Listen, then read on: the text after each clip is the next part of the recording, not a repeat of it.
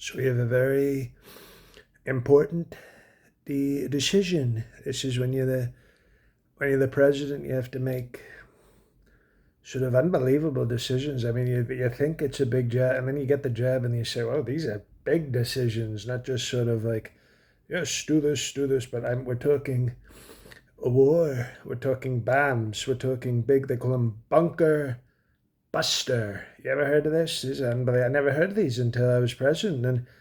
And they send these bombs in the sky, and they're big. Oh, these are big bombs. And the people, they think they're safe. They're deep underground. They say, oh, nothing can get us. Nothing can get us. And all of a sudden, they hear that beautiful but also scary sound of a bunker buster just busting their bunker, and then it's bye bye. It's no more.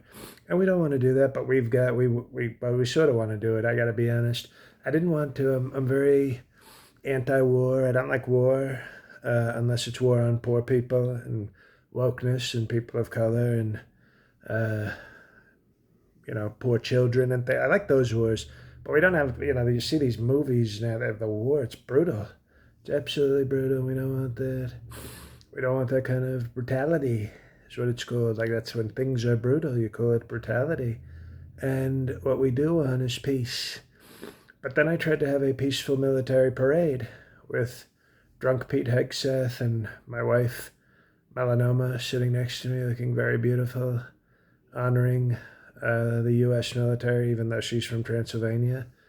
And our crowds were terrible, and it was cold and rainy, and I felt very weak and upset, and I had nobody to blame but myself. And then all of a sudden, Bibi Netanyahu in Israel starts just going to town on Iran, okay? He just starts bombing the crap out of them. And I disagreed with it because I thought he was going to lose and everybody was going to be mad. But then I saw that he was winning, and I said, I like that. I like winning. And I said, Bibi, and he said, yes, Donald. He has a very deep, strong voice. And I said, can I get some credit for this? If I help you with the war, can you give me a co-credit? Can I get a producer credit on the war? Maybe if we win an Oscar, I accept with you. And he says, Donald, you can do whatever you want, but Israel I will defend. And I said, okay, so that's a yes. So I'm going to take credit.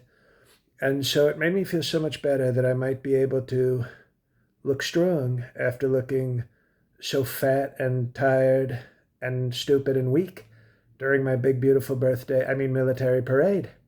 So Iran, an insecure, fat piece of shit. You don't want to mess with me.